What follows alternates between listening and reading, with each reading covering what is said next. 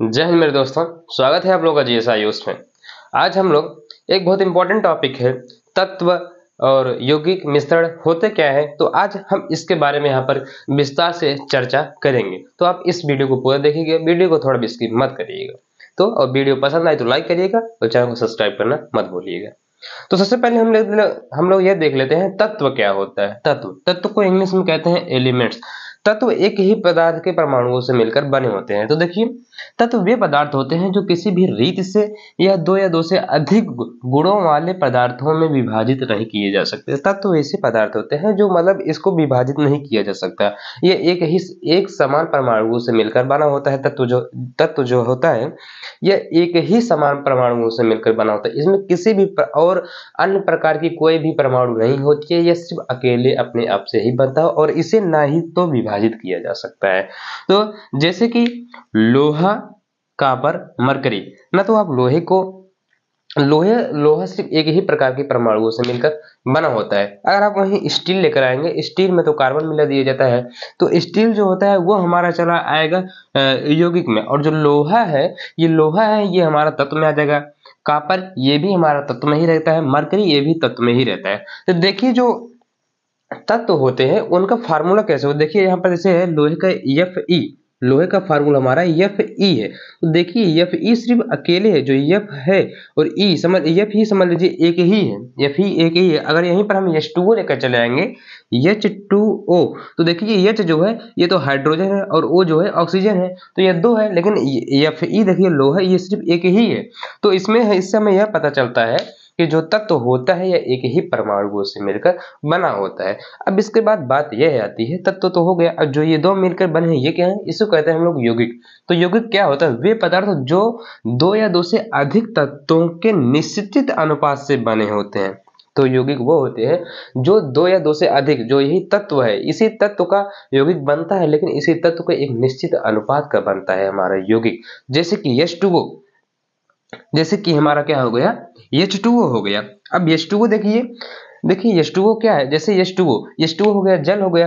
अब H2O में क्या होता है, हाइड्रोजन भी मिलता है और ऑक्सीजन मिलता है। हाइड्रोजन ऑक्सीजन जब मिलते हैं तभी तो हमारा बनता है H2O, तभी तो हमारा बनता है जल।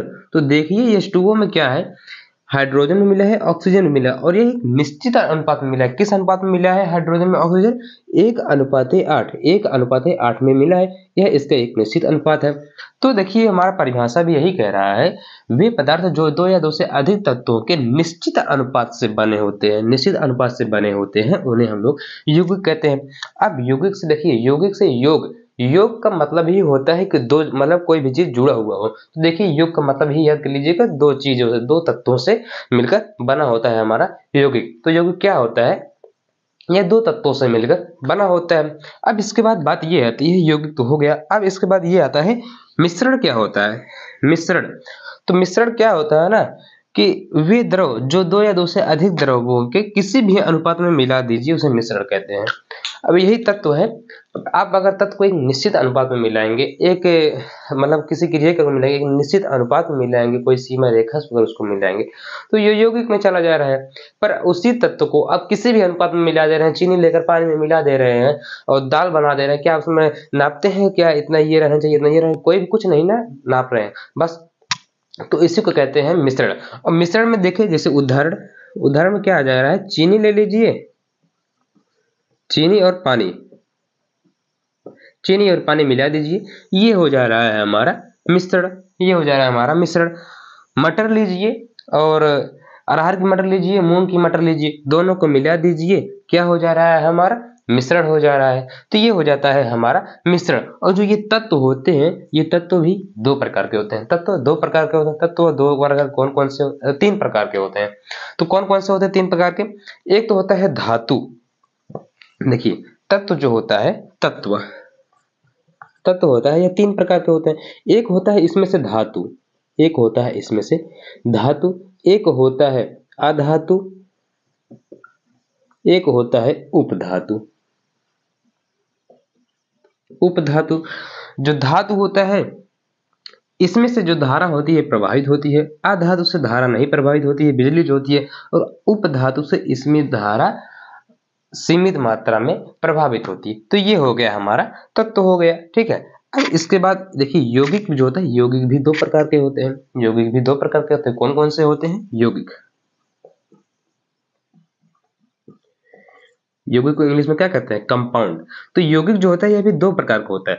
दो प्रकार का कौन कौन सा होता है?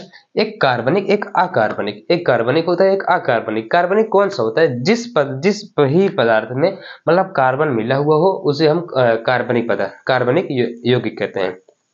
तो जैसे कैसे? जैसे CO2, CO2 में कार्बन तो मिला हुआ है ना, तो यह हो जाएगा एक हमारा